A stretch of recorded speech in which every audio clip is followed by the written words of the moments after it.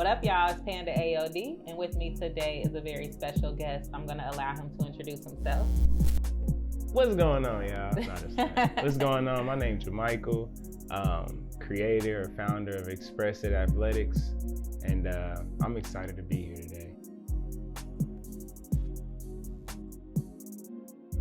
Thank you again. Like you said, or like we said, I had hit you up a couple times on Facebook.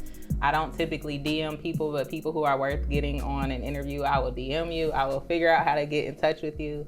And I just wanted to sit down with you because something that I want to make sure I prioritize this year as I'm going back into my podcast is not only interviewing artists, but interviewing more entrepreneurs, more creatives, because there's a lot of work that goes behind a lot of stuff that you do. And so I want to make sure that I highlight those people who are chasing their dreams to in different areas other than music. So that's why we have Exp It here today. Hey. So first of all, I met you through Nate. Yep. Shout out to Nate, the camera guy. But I met you through him, and I forget how y'all like connected, but basically he was doing his promo shoots, which he does. Mm-hmm. And I know that y'all work together on a few promo shoots, and you would give him clothes, or, you know, we bought some clothes, and it's just like putting those clothes on, I already was like, okay, he's serious. He about his business. And also you were very young, or you appeared very young. You are young. So tell us a little bit about you, like who you are and how you got started in Exp It. So again, I'm Jemichael. I started Exp It in 2020. So funny story, I've always wanted to like grow up and go to college and get that great job or whatever, suit and tie, blue collar. Well, I ended up getting a job at admissions, and I was kind of like super excited to have this job. Like it was a salary position. First time I come home and tell people I'm working salary. That's the big bucks, I guess. I know how that feeling is. Yeah. Like it was good. And so, but over time it was just like I was in an office. I really was in a box, and I don't know. It was just a real different experience of kind of what perception you had of yourself in the world. So as that time was going on, COVID came. When COVID comes, it sends us home. And while I'm at home, I just start to think like, that's crazy. Yeah, like so what can you started so you got your first job your first corporate job when COVID. Yeah, it was probably like, I say about 3-4 months before COVID actually is like announced, and like this is real, but people was getting sick, and you kind of seen it right in that time. Yep. So what changes occurred when the pandemic hit? So the pandemic hits, and the change, which to a lot of people I guess was maybe a negative thing, but it sends us home. When it sends us home, it getting people thinking of different ways, I guess, to make income, or different ways to be to articulate whatever you already were doing. And I'm thinking like, I want to talk. Like I got so much to say. Like, I'm from the west side of Dayton, and I done went to a PWI and graduated, and it ain't coming out the way I thought.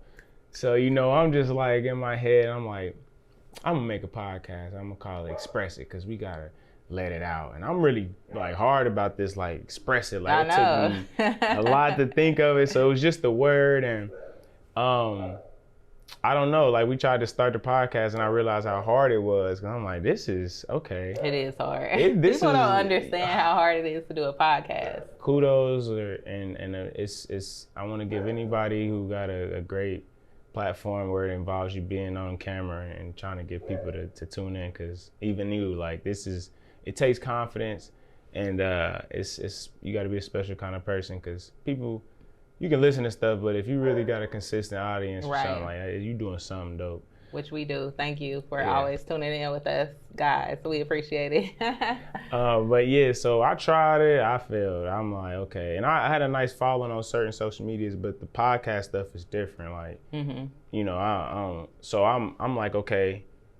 The thing about it is, I'm like, we need to make a shirt then. That's what's gonna do it, So I make a shirt. I make about 20 shirts, and we sell out. And I'm like, okay. Well, maybe we need to make some apparel. So Exp It Apparel, they gonna like that. And I'm still got this podcast mind. Well, I start to run into the world of like apparel and talking to manufacturers, and I'm like, okay, he can make a travel suit. Like, he talking to me like, I can make you whatever, and he's showing me his shop, and I'm like, whoa, we'll do it, let's see. And I didn't even have to pay for nothing. He just, I guess, was trying to make business or whatever. I waited like 3 or 4 weeks, and I had a package at my house, and it had the logo of the brand that I had, and it was a full suit, and it was in some material that was like, this ain't cheap, you know? Right. So I started wearing it, and you know, it's crazy. That's how you got hooked up like that, though, because that's a blessing within itself. You ain't getting distributors who's gonna give you a free package of your clothing to get your business. A lot of times they'll give you free samples of other stuff, but not your stuff. But not your stuff. Like you customize it, so you went, you know. And I know how it is making one thing when it's across the way. Yeah, it's like you need a 50 piece. Well, we need, you know, for it to be worthwhile. So that you're absolutely right. It was a blessing to have him reaching out, and really he must have maybe seen something in the logo, or maybe he's seen something like, this is a real thing. Or if y'all had a conversation, it could have been the conversation. Could have been. I really don't even remember it for real. I was just like, okay, I'm gonna see if this real, whatever. Got it.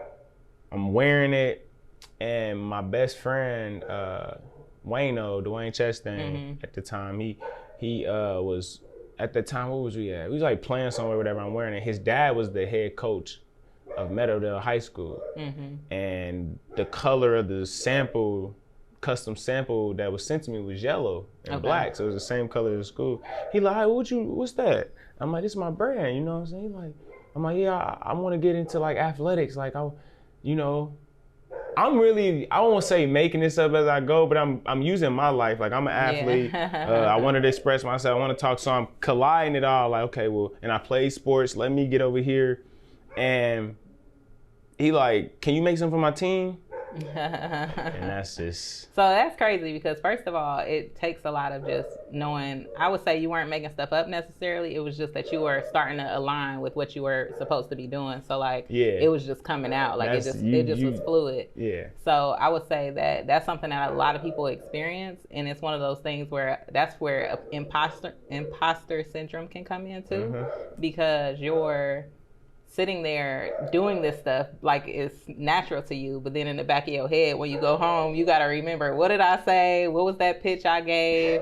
So it's definitely a process, but that's where some of those confusing feelings come in for entrepreneurs, where it's like, who am I? Like, am I really who I say I am? And when deals come in, you like, dang, like they really believe me. So it take a minute for you to get to the point of like, this is who I am. That's how you know, because that's, I mean, like you said, I'm saying make it up, but it's like, I'm just like in this, it's coming to me naturally. And some people, you see you do stuff good and be like, hey, teach me. It's like, nah, bro, I really just kind of, you know, and maybe that's a blessing, but I definitely was aligning it with what I had been through. And one thing I always remembered was that, you know, I always care about my impact. I don't care about trying to be seen as a certain something that don't matter. I always cared about how I made people feel from being around me. So, you know, wearing athletic apparel was bigger than just trying to be in a different lane. Right. It really was what I wore in high school. Like, so like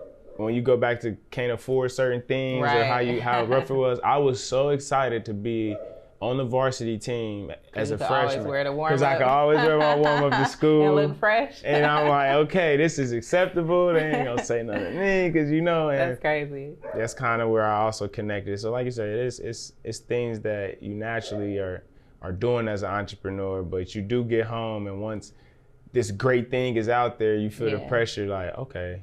Yeah, and that's crazy, because how you said like when it started for you was the pandemic.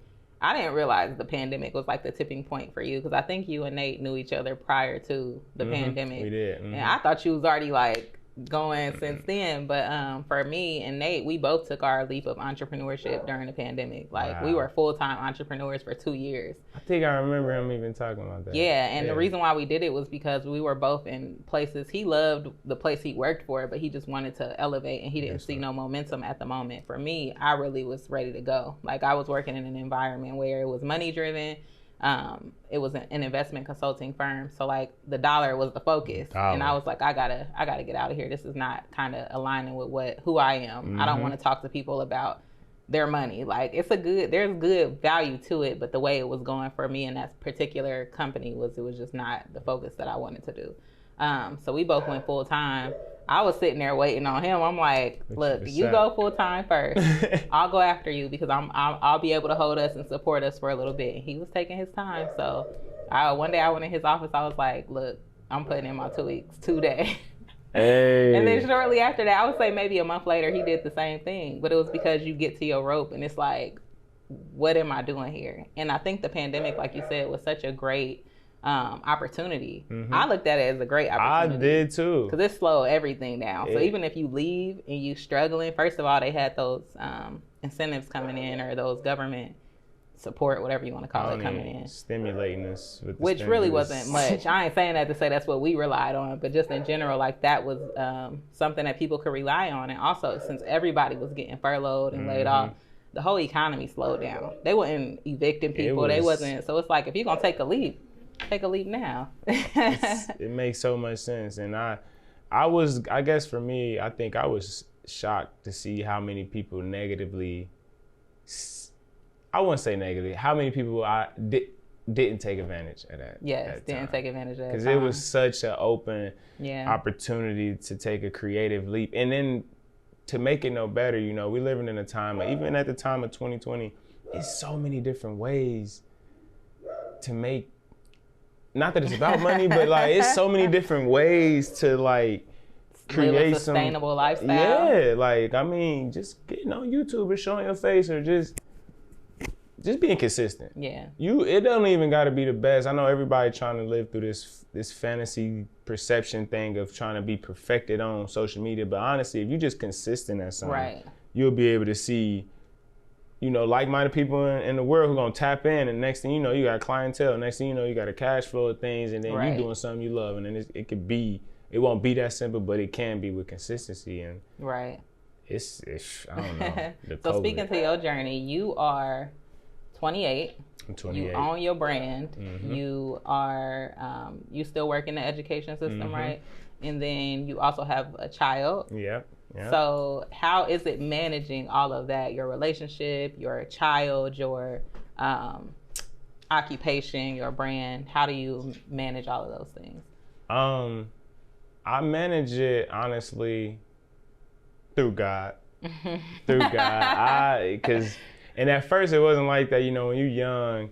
I grew up in a church, but as you grow, you kind of get away from it, and then you start to figure out, you know, later on, like, hey, I might need to find me a home or something. But I pray, I seek His guidance, because I mean, it's a gift from Him that I'm blessed with, and so I am, you know, having an impact on other people, which expresses stands by the youth is our second chance. Yeah. So and you definitely lived that too. I love it, because like, you know, like I said, I was the oldest of 7, so I've always had that role model position, and with a wide range of ages, so it didn't matter to me. So that's how I see it now. But yeah, like through God and just, you know, using my daughter as motivation. Like I started this thing with MGE. Mia gotta eat. Yeah, she gotta eat, and you know, your daughter's name Mia or Maya? It's Maya. Maya gotta eat. Maya gotta eat. And it's driven me to be able to get through and process things. So you learn how to emotionally deal with things when you grow up where you're from. And now I'm dealing with maybe unlearning, and also tapping into myself and seeing what love language I have, or why do I react like this, or is this a lot, or I just need to learn how to manage what it is. And, you know, having that patience and self-awareness to sit and do that, it starts with God. Like I pray, and He helps slow it down for me, because it gets very, very rough. Yeah. Like she's 8. Me and Jess been together 12 years. So we've been together since we were in 10th grade.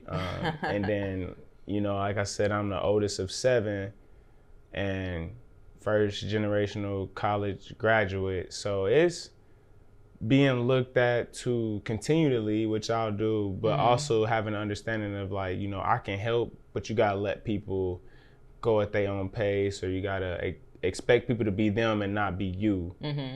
And so all of that, have grace. have grace, all of that. That's so what that sounds like.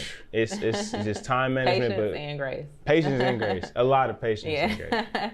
But that's dope how you, like, first you thought about it in your response. Because you took a pause when I asked you that question, and then you was like, God. And I think that's dope. And how you speak about it, you know, it's true. And, like, I'm a very faith-based person, too. Like, a lot of people, some people are surprised when they hear me talk and I talk about God. But most people know by now. Growing up, I was kind of like a free spirit. But I still had that faith, like, core. But now that I'm older, I really lean on God a lot. Like, it takes a lot to just be a balanced individual, and we all have flaws. So the first step for everybody, or at least in my perspective, is to figure out who you are. Like, if you don't know who you are, you cannot actively move in the world and participate because you're not showing up as your true self. Exactly. So I always emphasize to people, like, even if you don't, whatever you believe in, but I do strongly believe in God for myself, but I feel like you have to have a grounding, like a moral grounding. You have to have something you believe in, and you have to figure out who you are. And for me, when I did that journey, it gave me my principles that I stand on. So what that does for you is it allows you to not compromise on who you are when you're in any situation. And by doing that, people learn around you.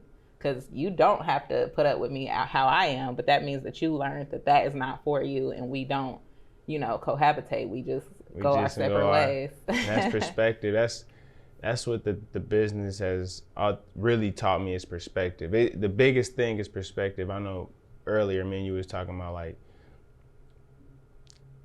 I mean, for dealing with people, but, you know, like with the business is like, even when we were talking about the journey of it, like, and I'm gonna emphasize it for, you know, for the sake of the videos, like, I'm really, really blessed, which is why I had to pause and really say God, because at the end of the day, you go from a podcast to some t-shirts to a suit to one team, one DPS school, and then now the entire Dayton public the whole school area. And now we got, region. like we got Chicago public schools that we're working on, haven't got anything we're working on. But that's a big district. You have schools outside the district like Northmont, Xenia, Beaver Creek, Fayetteville, and we've never seen nobody do that, because that was what I definitely wanted to bring that up next, but I just want to say that I ain't cutting you off, but we've never seen anybody do that. I've never seen all the schools. Like and then I got into the district and to the new Welcome Stadium and got my stuff in their actual stores, which is a custom apparel. So, you know, just going back to talking about what I've learned with patience and having grace and just knowing who you are, the business has taught me that, because it taught me perspective. And like how you were saying, is like, this may not be negative, it's just, I just learned that that's what I won't tolerate, or I don't want to, you know, that don't align with what I'm doing, but it's okay. You got to have a perspective. And I think a lot of people maybe not necessarily scared of it, but it's not an easy, because it don't feel, there's certain things that feel, speaking for myself and in my opinion, being a black male and growing up in the West Side, there's like this hard case, hard, tough thing that's like, talking smack is my pride. Which and looking is crazy, tough. because we both are from the West Side of Dayton. I didn't know that until today. So I'm West Side, Home Avenue of James Etcher, Parliament's Dunbar, right by the Bass. I'm, you know, it's like you learn that, but then you get older and you kind of realize what really is tough, and it's that mental toughness, and it's that knowing when to walk away, or knowing how to disagree or agree to disagree, or knowing how to. The other day I just was listening to two grown men. They had a disagreement. You can hear it. It was strong tension. Yeah. But the way that they both was delivering and talking to each other, because he was at work and he's a professional and people was around, I was so amazed at, like, they really are. I mean, this is, I mean, you the nonverbal, but the way that they, and then they smoothed it all the way down at the end. Like, it's like not a lot of people can. You know how many people have died because they... That's beautiful. That's an example. And I would hope and pray to see more of that. Like, that's what I would love. Like, if our society, especially just like our close proximity, could start to communicate like that, that would heal and improve the community so much. It really will. It would be such a good example for these young kids, because they out here, just their problem solving is off. And I've talked to a number of people who literally, their opinion of the younger generation, which there's so many great things about them. They're very smart. They pick up things very well. but their ability to ration out and problem solve is not that, it's not there. And I think that that's a tool we need to give the kids, because if you can just think about something rationally, you can like choose a different path. Like you can see the map kind of this decision will lead me here, this decision will lead me there, and just make a better decision. And when you do make bad decisions, just learn from those bad decisions. Yeah. And something you said earlier, the reason why you were talking and I was like, oh, like that's a good one, because I had just posted a social media post that said people are afraid to ask why. Like, first of all, people need to find out why they're doing something. And a lot of times we'll do the exercise. We'll do, what's your vision? What's your mission? What's your why? But then as you get working in your business, you forget to look back at that stuff. You don't even realize what your why is anymore, because it could change. Or it could be the same, but you got to go back to that why and realize, like, what am I meant to do? What am I doing here?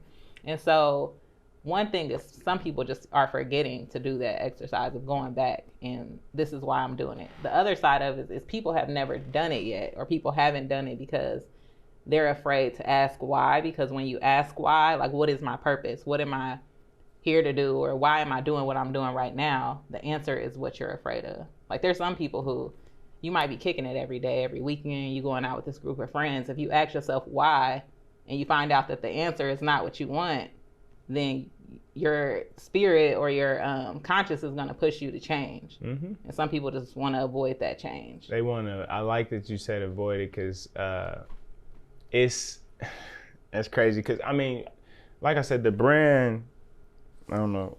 Man, you got to see the E, man, the E. And it says live, learn, grow.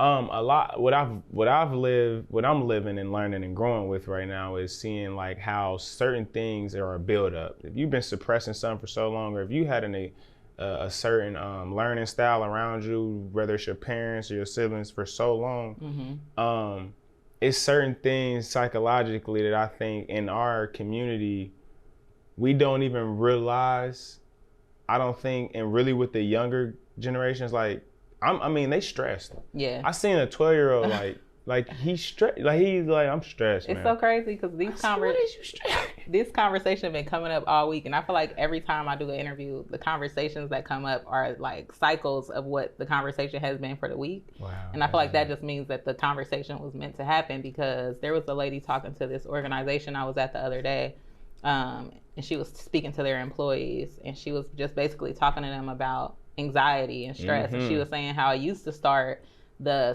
archetype or whatever for anxiety was 55 to 65 male. Yeah. Now it's grade school kids. Yeah. And it's both genders. It's just people are stressed out.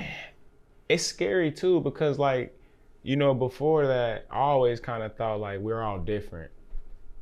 I love school. I work in education. But I think that's the reason for certain things in your life that you want to make a change in. You don't run from it. You kind of go try to be the change. You know, school for me in the public system, it is what it is. You can see what you can see. Facts are facts. But, you know, trying to say, you know, this is what make you stronger. This is why we this and all. I'm over those days, because, you know, we're not equal people, but we should all be treated equally. But that doesn't mean give us equal. Sometimes you can give Billy, you know, 3 problems, and you might be only give, you know, Jack 1 problem. Right. The goal is getting them to this same destination. Yeah. And I was looking at a video the other day. It was like this older man was kind of just saying like, you know, and I have nothing against school. I mean, by all means, we need it. I think that we could just, with anything, continue to perfect and make things better. But like he was saying, we can't all be the same. Yeah. And if you took all of us in this room and wanted us to walk to California, you could get maybe 60 miles in today, and I may only get 2. Right. But if we both get to California, that was the goal. Yeah. And they had opened me up like, see, we're not taking advantage, I think, of the opportunity to talk to them sometimes, but I also see where so much damage has been done to we're calling them parents, but I mean, I'm 28 and I got a lot of peers that are parents. Yeah. I don't know if we middle child, children. Yeah. I don't know if we big kids, or, cause you know, when your trauma hit, you could be that age of where it hit, you might be 30, but you may be stuck in 18. That's so funny, I don't want to be calling. Yeah, I don't want to be calling you. And I've never heard it put like that before. An adult, and you everybody talk about their inner child, but are you a inner like 5-year-old? Are you a teenager? Like, and it matters because I mean, man, once I seen that, even within my own film, I could see like, okay, that's about like an 18-year-old, and then the cycle is like, okay, and you can see adult ways, you know, whatever we gonna learn it, but you can see where that. When you said earlier, it's like, why you go out and drink every day? You might not want to know that answer, or maybe you do know the answer, you want to avoid it because, like you said, are we afraid? Or one thing I also has figured out is a lot of people are scared of how heavy it is, or to deal with it. It's like it's not easy. I'd rather just do this. It's not easy. I tell people that all the time because I'm always recommending to people who I care about to do self-work when they come to me with something. I've also got to a point in my life where I don't give advice unsolicited. Like, I'm not just out here telling people, oh, you need to do this, or oh, you need to do that. But when somebody comes to me with a conversation and they want to have feedback, then I'll give some type of feedback. And usually it starts with, do the self-work. Because a lot of times what I hear when people are challenged is that they aren't, like, they'll tell me what they want to do or what their goal is, but then they'll turn around and their behavior is the opposite. And so to me, that means you're not doing the self-work because you have to, again, know who you are, know what your morals are, what you stand on. And then if you are approached by something, an opportunity, somebody who you want to be in a relationship with, and they are not going on that same, they're not aligning with that, then you just shouldn't bother with it because you're wasting your time. And so I think that something that you said, which was, the destination is the importance, not everybody getting there the same way, which is true.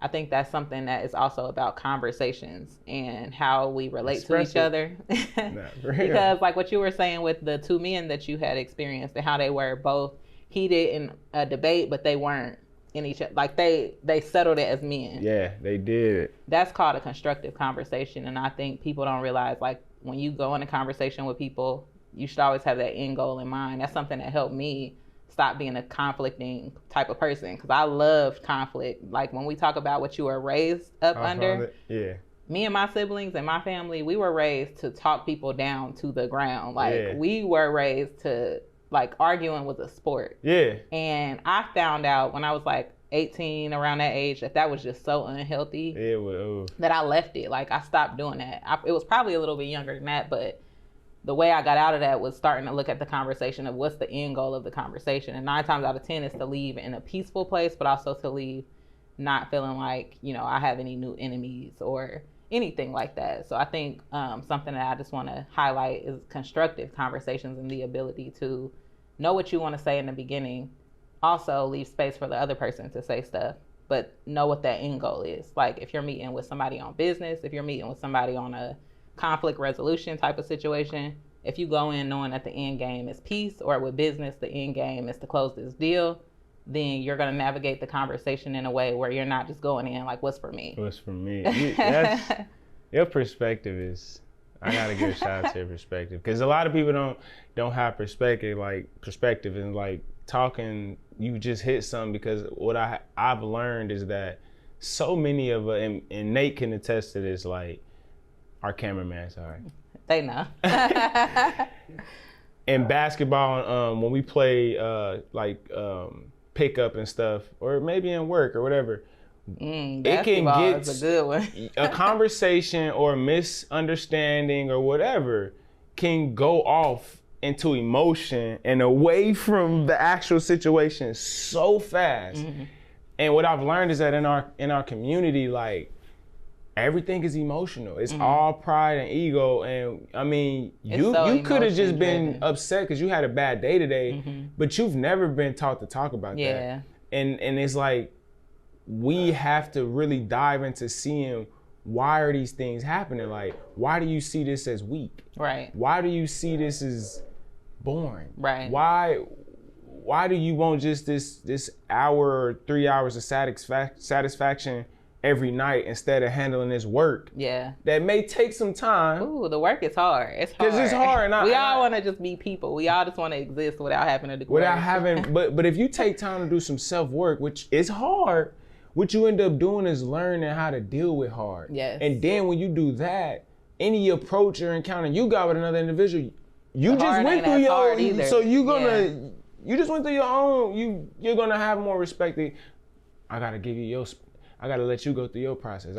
It'll just be healthier. And like you said, from I'm gonna win this argument. I come from that where you just want to win everything, or you win the argument. You come home and talk about it. You tell your family how you just talked this person down or whatever. That's how we were. And in the household, it was worse. Like it was like Titans. Too. It's it was like the battle of the Titans. So I'm glad that perspective freed me though. Like it gave me so much relief. And from there, it just led down a path of doing that self-work. And it's dark, it's not easy, and I think that people think once you do the work, you good. Like, I figured out who I am, I ain't gotta do it no more. But you have to, because if you expect yourself to grow throughout life, then that person is a new person that you gotta get to know. You gotta keep doing that work with yourself, or you'll lose sight of who you are and like what you are supposed to do. And in reality, like us both being, having faith backgrounds, I believe that everybody's purpose is just to serve God.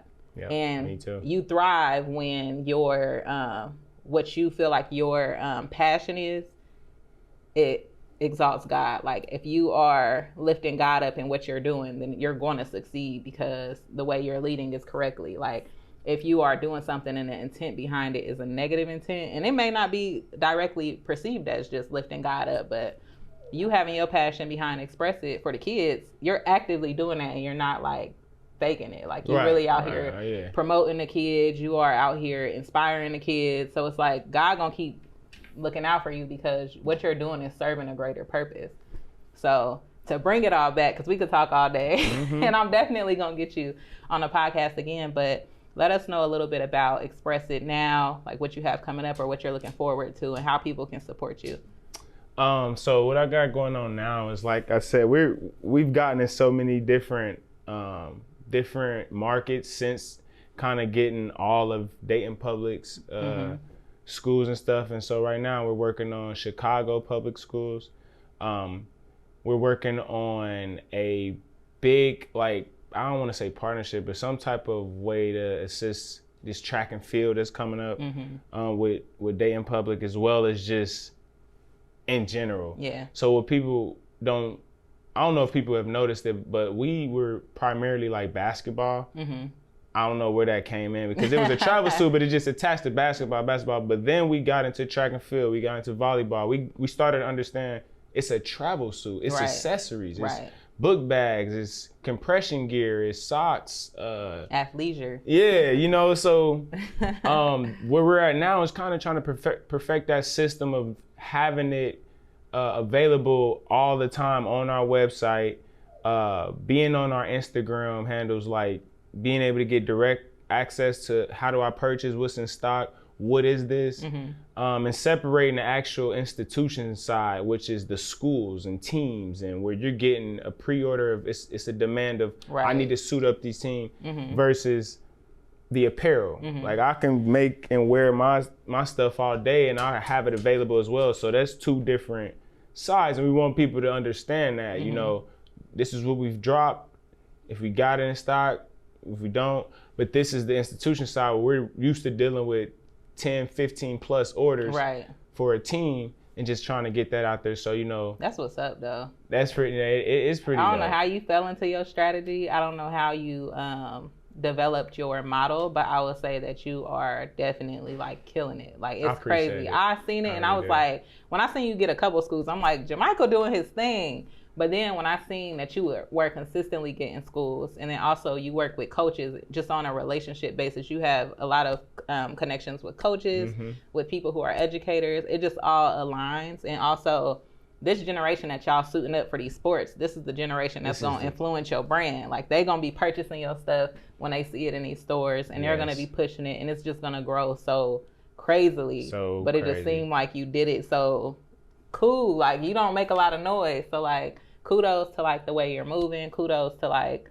the way the brand began and where it is now. And like for sure, I feel like I'm definitely a fan of the brand, and Nate knows that. Like me and him, we support you 100%. No, absolutely. We always got nothing but good things to say about you because we need to support people who are out here moving like that. Like we have a shortage of people like this.